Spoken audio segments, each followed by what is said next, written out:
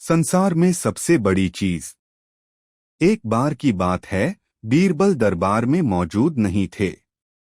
इसी बात का फायदा उठाकर कुछ मंत्रीगण बीरबल के खिलाफ महाराज अकबर के कान भरने लगे। उनमें से एक कहने लगा, महाराज, आप केवल बीरबल को ही हर जिम्मेदारी देते हैं और हर काम में उन्हीं की सलाह ली जाती है। इसका मतलब यह है कि आप हमें अयोग्य समझते हैं। मगर ऐसा नहीं है, हम भी बीरबल जितने ही योग्य हैं। महाराज को बीरबल बहुत प्रिय थे। वह उनके खिलाफ कुछ नहीं सुनना चाहते थे, लेकिन उन्होंने मंत्रीगणों को निराश न करने के लिए एक समाधान निकाला। उन्होंने उनसे कहा, मैं तुम सभी से एक प्रश्न का जवाब चाहता हूं, मगर ध्यान रहे कि अगर तुम लोग इसका जवाब न दे पाए तो तुम सबको फांसी की सजा सुनाई जाएगी। दरबारियों ने झिझककर महाराज से कहा, ठीक है महाराज, हमें आपकी ये शर्त मंजूर है, लेकिन पहले आप प्रश्न तो पूछिए। महाराज ने कहा, दुनिया की सबसे बड़ी चीज क्या है? यह सवाल सुनकर सभी मंत्रीगण एक दूसरे का मुंह ताकने लगे। महाराज ने उनकी ये स्थिति देखकर कहा, याद रहे कि इस प्रश्न का उत्तर सटीक होना चाहिए। मुझे कोई भी अटपटा सा जवाब नहीं चाहिए। इस पर मंत्रीगणों ने राजा से इस प्रश्न का उत्तर देने के लिए कुछ दिनों की मोहलत मांगी। राजा भी इस बात के लिए तैयार हो गए। महल से बाहर निकलकर सभी मंत्रीगण इस प्रश्न का उत्तर ढूंढने लगे। पहले ने कहा कि दुनिया की सबसे बड़ी चीज भगवान है, तो दूसरा कहने लगा कि दुनिया की सबसे बड़ी चीज भूख है। तीसरे ने दोनों के जवाब को नकार दिया और कहा कि भगवान कोई चीज नहीं है और भूख को भी बर्दाश्त किया जा सकता है। इसलिए राजा के प्रश्न का उत्तर इन दोनों में से कोई नहीं है। धीरे धीरे समय बीतता गया और मोहलत में लिए गए सभी दिन भी गुजर गए। फिर भी राजा द्वारा पूछे गए प्रश्न का जवाब न मिलने पर सभी मंत्रीगणों को अपनी जान की फिक्र सताने लगी।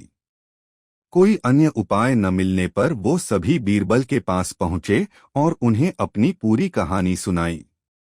बीरबल पहले से ही इस बात से परिचित थे। उन्होंने उनसे कहा, मैं तुम्हारी जान बचा सकता हूं, लेकिन तुम्हें वही करना होगा जैसा मैं कहूं। सभी बीरबल की बात पर राजी हो गए।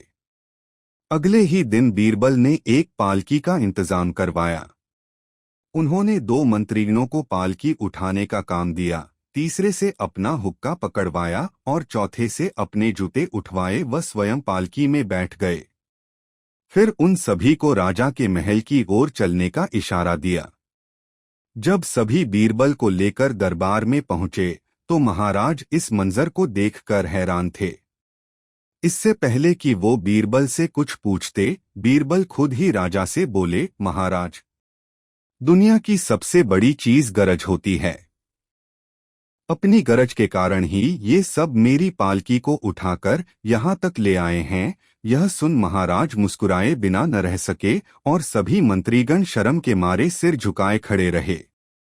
इस कहानी से हमें यह सीख मिलती है कि हमें कभी भी किसी की योग्यता से जलना नहीं चाहिए, बल्कि उससे सीख लेकर खुद को भी बेहतर बनाने की कोशिश करनी चाहिए। हरे घोड़े की कहानी।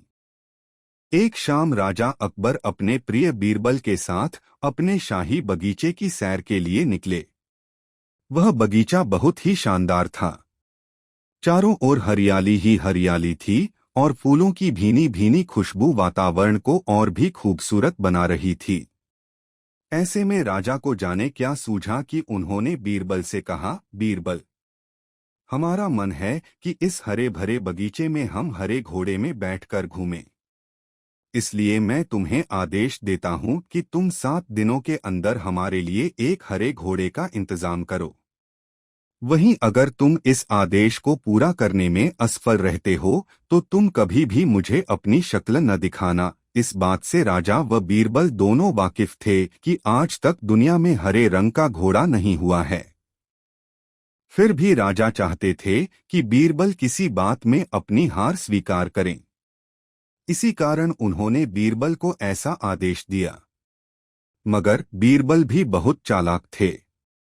वो भली भांति जानते थे कि राजा उनसे क्या चाहते हैं।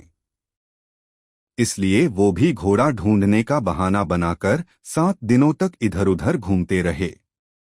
8वें दिन बीरबल दरबार में राजा के सामने पहुंचे और बोले, महाराज, आपकी आज्ञा के अनुसार मैंने आपके लिए हरे घोड़े का इंतजाम कर लिया है, मगर उसके मालिक की 2 शर्तें हैं। राजा ने उत्सुकता से दोनों शर्तों के बारे में पूछा। तब बीरबल ने जवाब दिया, पहली शर्त यह है कि उस हरे घोड़े को लाने के लिए आपको स्वयं जाना होगा। राजा इस शर्त के लिए तैयार हो गए। फिर उन्होंने दूसरी शर्त के बारे में पूछा। तब बीरबल ने कहा, घोड़े के मालिक की दूसरी शर्त यह है कि आपको घोड़ा लेने जाने के लिए सप्ताह के 7 दिन के अलावा कोई और दिन चुनना होगा। यह सुन राजा हैरानी से बीरबल की ओर देखने लगे।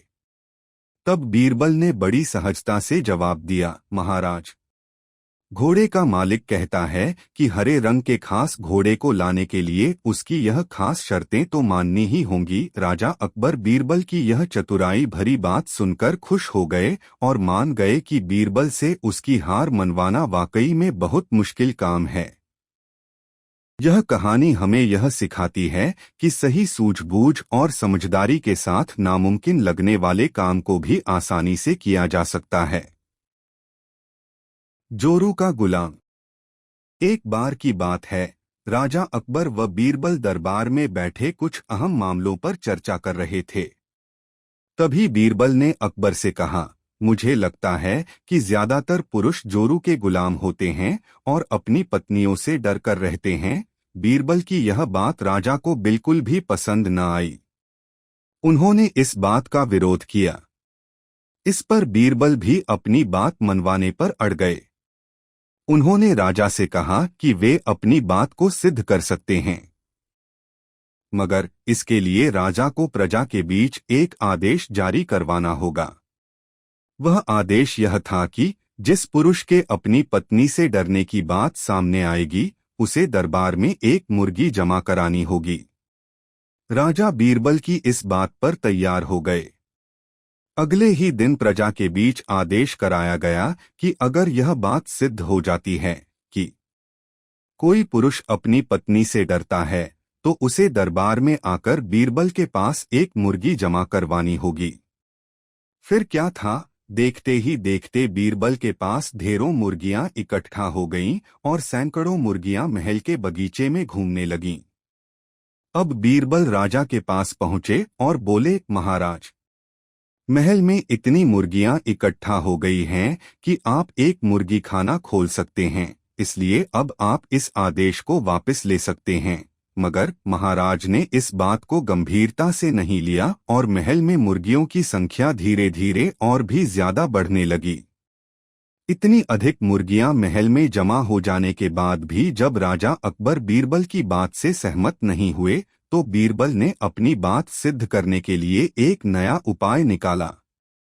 एक दिन बीरबल राजा के पास गए और बोले, महाराज, मैंने सुना है कि पड़ोस के राज्य में एक बहुत की खूबसूरत राजकुमारी रहती है।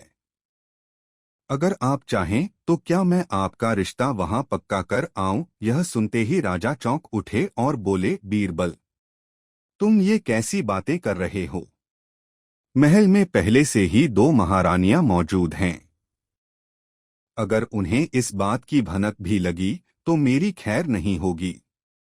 यह सुनकर बीरबल ने तपाक से जवाब दिया, चलिए महाराज, फिर तो आप भी मेरे पास 2 मुर्गियां जमा करा ही दीजिए। राजा बीरबल का ऐसा जवाब सुनकर शर्मा गए और उन्होंने अपना आदेश उसी वक्त वापस ले लिया।